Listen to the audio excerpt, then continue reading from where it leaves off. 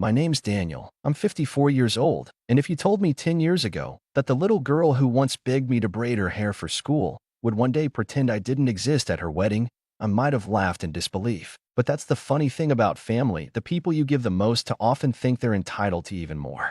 And sometimes, they only see your value when the credit card declines. I met Grace when she was just 9. Her mother, Olivia, and I had both gone through difficult divorces, hers a bit messier than mine. Her ex-husband, Jeremy, wasn't around much.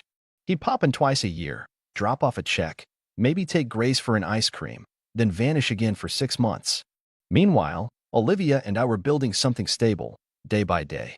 I wasn't trying to replace anyone, but I was always there for the school plays, the scraped knees, the late-night math homework, the first heartbreak. I showed up, even when it was inconvenient. Especially when it was inconvenient. Over time, she started calling me Dad. It wasn't something I ever asked for. In fact, I told her early on that I'd never try to take that role unless she wanted me to. The day she looked up at me after her middle school graduation and said, "Thanks, Dad," I'll admit, I teared up. Olivia squeezed my hand like she knew exactly what that meant to me. I paid for her braces, helped her get her first car, nothing flashy, just a safe-used Honda I'd saved up for. When she got into her dream college, I drove the U-Haul myself and stayed up 2 nights putting together IKEA furniture in her dorm. Every Christmas, birthday, and random Tuesday she forgot her umbrella, I was there.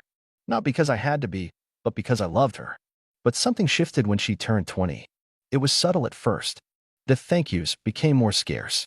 Her phone calls turned transactional. Then came her senior year, when Jeremy reappeared in a big way. He'd apparently turned over a new leaf. He started posting old photos of them together on Facebook, writing captions like, "So proud of my little girl," conveniently cropping Olivia and me out of frame. Grace lapped it up like she was starving for his approval. I didn't blame her. Every kid wants to be wanted by their parent, even if that parent only shows up when it's convenient. Still, I couldn't help but feel pushed aside, like I'd been the substitute teacher all along. Then came the engagement. She was thrilled. I was genuinely happy for her, at first. I remember sitting on the couch while she waved her hand in front of us, the diamond catching the light.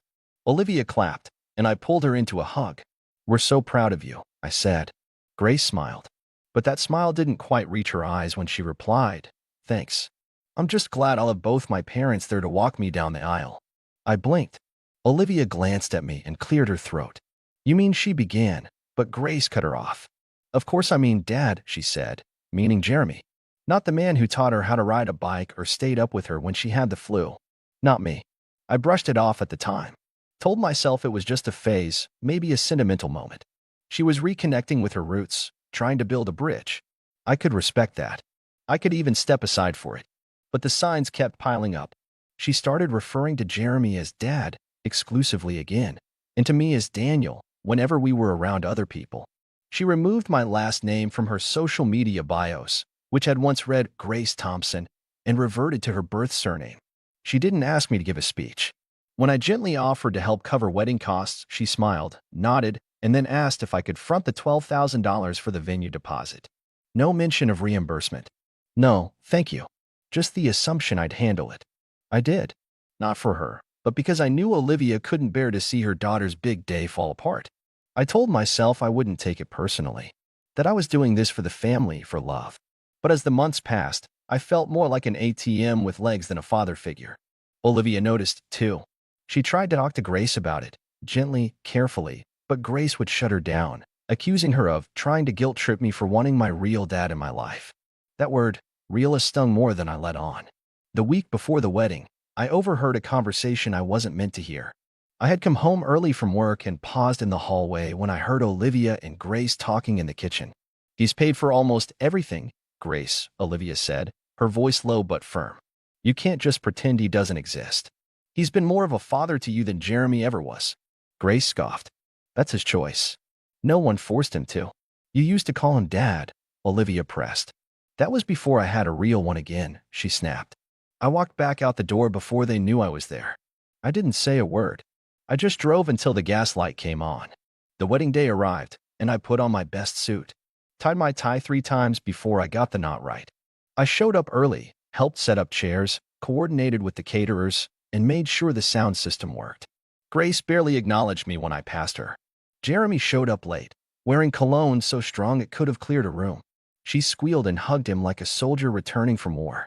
I stood back, watching it all, feeling like an extra in a movie I'd funded but wasn't allowed to star in. During the ceremony, I sat quietly next to Olivia. When the officiant asked who was walking her down the aisle, Grace looped her arm through Jeremy's and beamed. No mention of me. Not a glance. The reception was worse. The father-daughter dance was with Jeremy. The speech she gave thanked her mother, her wonderful new in-laws, and my incredible dad, Jeremy, who came back into my life at just the right moment. She never said my name. Not once. I didn't make a scene. I didn't leave. I smiled when people looked my way. I shook hands, toasted the couple, clapped during the dances. But inside, something was unraveling. A quiet, slow burn. After the cake was cut and most of the guests had filtered out, I was standing by the back table collecting my jacket when Grace approached me. She looked radiant and smug, the kind of tired that comes after a long day of being celebrated. She handed me a folded piece of paper. The final balance, she said cheerfully, as if we were just settling a tab after lunch. Thought you'd want to take care of it before we fly out tomorrow. I unfolded the paper. The number made my jaw tighten. I looked at her. She smiled, expecting me to nod, to reach for my wallet like always. I didn't. And that's when I turned and walked right past her, down the stairs, through the parking lot, and into the night, without saying a single word. I didn't sleep that night. Not because I was angry. That would have been easier. I didn't even feel hurt, exactly. What I felt was something colder. Like a door had quietly shut somewhere deep inside me, and I didn't have the energy or the desire to ever open it again. I stared at the ceiling for hours, watching the shadows shift with the headlights passing outside my bedroom window. Olivia came home late, clearly frazzled, clearly aware something had shifted. She tried to talk to me, but I told her gently, not tonight. I wasn't ready to say out loud what I knew was coming. The next morning, my phone buzzed nonstop. Missed calls, messages from Olivia, from Grace, even from Jeremy, which surprised me, since he had barely acknowledged me the whole weekend. I ignored them all. Instead, I made coffee, sat in my home office, and pulled out a thick binder labeled Wedding Expenses. Every receipt, every wire transfer, every invoice, all neatly categorized. It added up to just under $38,000. I had footed over 80% of the entire event, including the extravagant last-minute upgrades Grace just had to have. Imported centerpieces, a late-night taco bar, and that ridiculous champagne tower. And the kicker? That final balance she handed me? It wasn't an official bill. It was just a scribbled total she'd jotted down herself, including line items that had already been paid by me. In essence, she'd double-billed me. And she thought I'd be too spineless or too sentimental to call her on it. I spent that Sunday filing a dispute with the venue and every vendor I'd paid directly. I sent in the receipts, emails, and proof of payment. I froze the remaining portion of the wedding fund I had in a joint account with Olivia, something I'd set up so she could make emergency purchases leading up to the wedding. I also sent Grace a simple message. I will no longer be responsible for any part of your wedding costs moving forward. Any outstanding balance is between you and your biological father. Please direct future communication through your mother. Wishing you all the best in your new life. I didn't even sign it. Just hit send and turned off my phone. That night, Olivia and I had the conversation. A real one. No more tiptoeing. She was heartbroken. Not just about Grace, but about us. About how it had all played out. She admitted she'd noticed the shift in Grace's behavior, but she was hoping it was just nerves or stress. I thought she'd come around, she said. I thought once she saw everything you did for her. She did see, I said quietly. She just didn't care. Olivia didn't argue.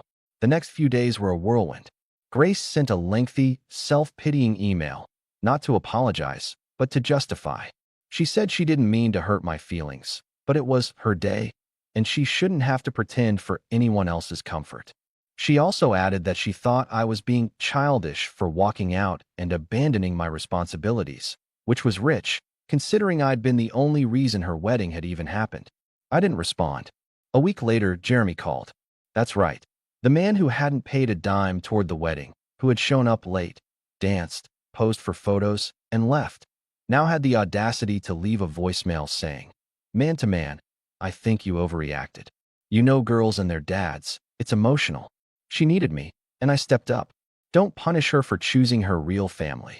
I sat there staring at my phone like it had grown fangs. He stepped up? Stepped up? I'd stepped up when Grace was in the hospital at 13 with appendicitis and Jeremy was too busy. I'd stepped up when her financial aid fell through sophomore year, and she was too embarrassed to tell anyone. I'd stepped up every day for a decade without ever asking for credit. But sure, Jeremy bought her a watch and stood beside her in a tux, and suddenly, he was Father of the Year. That's when I decided I wasn't just going to walk away. I was going to make it clear I was done being used. I called the accountant who handled my personal finances and told him to begin dissolving the joint account. I updated my will. Grace was no longer listed as a beneficiary. I made a sizable donation to a scholarship fund for foster youth, kids who, unlike Grace, actually needed support. Then I wrote a final letter to Olivia. Not spiteful, not angry, just final. In it, I explained that I didn't blame her for what happened, not entirely. But I couldn't keep pouring myself into a family that only saw my worth in numbers and transactions. I told her I still cared for her, and always would, but I needed to protect what little self-respect I had left. I left the letter on the kitchen counter and moved into a condo across town that I'd quietly purchased months earlier as a backup plan. I'd never thought I'd actually use it, but something in me had known. Maybe I was just waiting for a reason. Weeks passed, then a month. Olivia tried to reach out a few times. Grace didn't. I heard through a mutual friend that she and Jeremy had tried to take out a personal loan to cover the rest of the wedding costs, but were denied. Apparently, they were stunned that the wealthy stepdad had suddenly turned into a ghost. Then one afternoon, while I was at work, I got a message from Olivia. She's here. She wants to talk.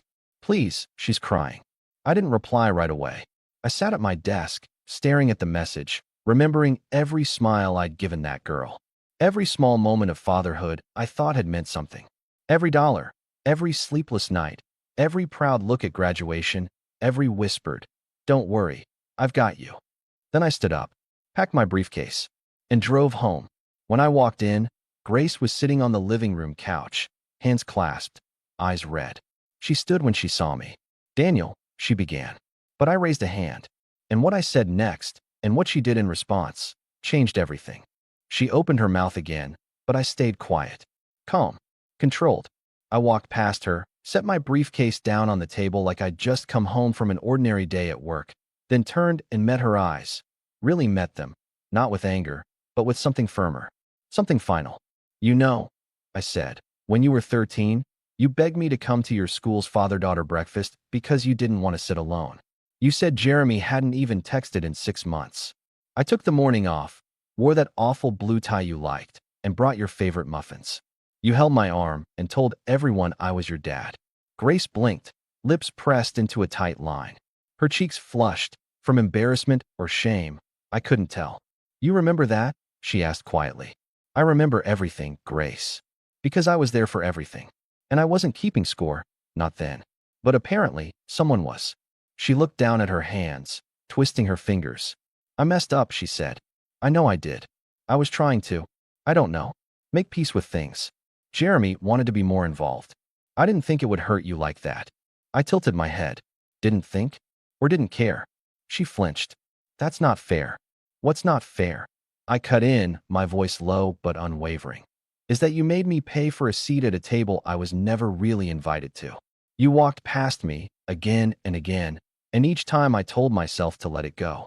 I sat there through every slight, every omission, every erasure of 10 years of my life. And still, I paid for the napkins." That last sentence caught her off guard. She looked up, confused. "Napkins? Custom monogram napkins," I said, almost laughing at the absurdity. $4.72 for linen with your new last name. The one I'm not part of." Silence. "I didn't mean for it to be like this," she murmured. I got caught up in the idea of finally having my real dad around. I thought. "You thought I'd just take it," I interrupted, but softer now. Like always. Olivia stepped out of the hallway then, eyes red. She must have been listening. She didn't say anything, but Grace turned to her like a lifeline. "Mom, tell him." But Olivia just shook her head slowly. "No, Grace. Not this time." Grace looked between us, realizing perhaps for the first time that she wasn't going to be rescued by sentiment or guilt. The ground beneath her was shifting, and she didn't know how to steady herself. I didn't expect you to just disappear, she said, voice cracking. I didn't disappear, I replied. I just stopped showing up for people who treat me like a utility. You made a choice at your wedding. I'm making one now. Tears welled in her eyes, but I felt nothing rise in response.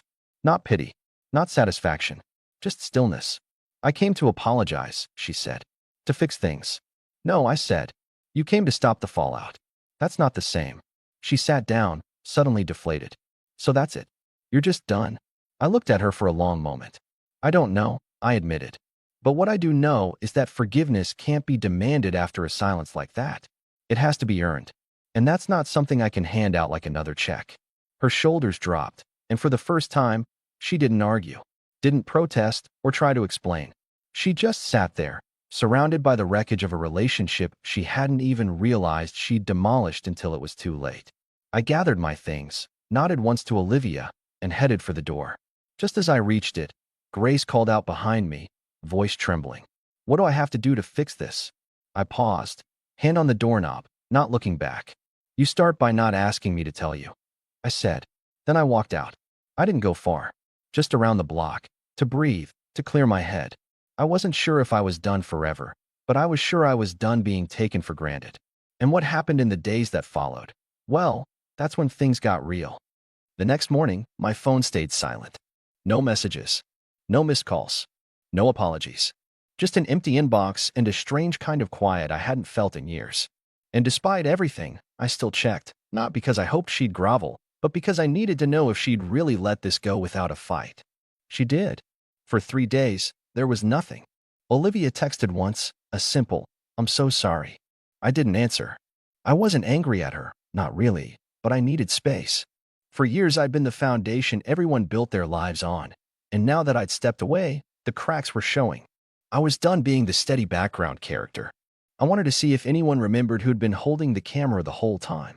On the 4th day, I got a knock at my office door. Not the condo, my actual office, where I ran my consultancy business. My assistant buzzed in, sounding a little uneasy. There's a young woman here. Says her name's Grace. She doesn't have an appointment. I paused. My first instinct was to tell her to send Grace away. But something about the way my assistant said her name made me curious. Tired, maybe. Or nervous. Send her in, I said. Grace walked in, not with the arrogance she used to carry like perfume, but slowly, like someone walking into a church or a hospital room. Her hair was tied back, her makeup minimal. No designer purse. No smug smile. Just her and a thin folder tucked under her arm. She sat across from me and opened the folder without saying a word. Inside was a collection of receipts, bank statements, payment breakdowns, a typed letter, neatly formatted, with a heading that read, Wedding Expense Reconciliation Report. She slid it across the table to me. I went through everything, she said quietly. Every vendor, every transfer, every line item. I called the venue, the caterer, even the florist. I made a list of what you paid and what I owe you. I added interest, and I broke it into a repayment plan over 3 years. If you agree to the terms, I'll sign it. I blinked. She wasn't crying. She wasn't begging. She was just sitting there, doing the one thing I hadn't expected, taking accountability. I got your message, she said, and I hated it. At first, I thought you were being dramatic, even petty. But then I started thinking about it, not from my point of view, but yours. I remembered the time you drove 6 hours back from a business trip because I forgot my college essay was due and I needed help proofreading. You sat with me until 2 in the morning, then left at 5 to make it to a meeting in another state. You didn't even bring it up again. You just did it. She looked down at her hands. And I thought about the birthday party I had when I was 16, the one where Jeremy said he'd come but never showed. You drove around town trying to find the last copy of that out-of-print book series I loved and gave it to me like it was no big deal. And I hugged you. I really hugged you, because in that moment, I didn't miss him at all. Her voice shook, but she steadied it. I remembered all of it. And the more I remembered, the worse I felt. Because I realized I didn't just erase you from the wedding, I erased you from my story. Like you were a placeholder until the real dad showed up. She finally met my eyes. But you were never a placeholder. You were the only one who stayed. I didn't say anything. I couldn't. My throat had tightened, and I wasn't sure I trusted my voice just yet. I'm not asking you to forgive me today, she said. But I wanted you to know that I see it now. All of it. And I'm going to make it right. Not with words, with time. With action. I opened the folder. The numbers were accurate. The plan was fair. She'd even included a clause that said if she missed more than 2 payments in a row, the debt would become due in full. It wasn't about the money. Never had been. But she knew that. And that's why this mattered. After a long moment, I nodded. All right, I said. Let's see how serious you are. She exhaled, not with relief, but something deeper. Resolve, maybe. That was 6 months ago. Since then, she's made every payment on time. Small at first, $150 here, $200 there, but consistent. More than that, she's shown up. She calls once a week. She invited me to dinner with her and her husband, just the 3 of us.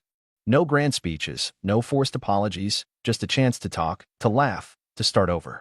Olivia and I had our own journey, too. We didn't get back together, not right away. We took some space. And in that space, we talked more honestly than we had in years. We're seeing each other again now, carefully. Slowly. Like 2 people learning how to trust with their eyes open. Grace asked me last week if I consider being a part of her child's life. She's pregnant. Due in a few months. Her voice shook when she asked, like she expected me to say no. I didn't. I told her I'd think about it. And then I smiled. I've got a lot of good bedtime stories stocked up. She cried. Happy tears, this time. We're not perfect. There are still scars.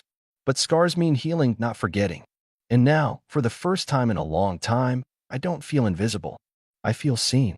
Not for what I gave, but for who I was. Who I am. And sometimes, that's the most powerful revenge of all. Not the silent exit, not the cold goodbye, but becoming someone they can no longer ignore. Because in the end, I didn't walk out to make them feel guilty.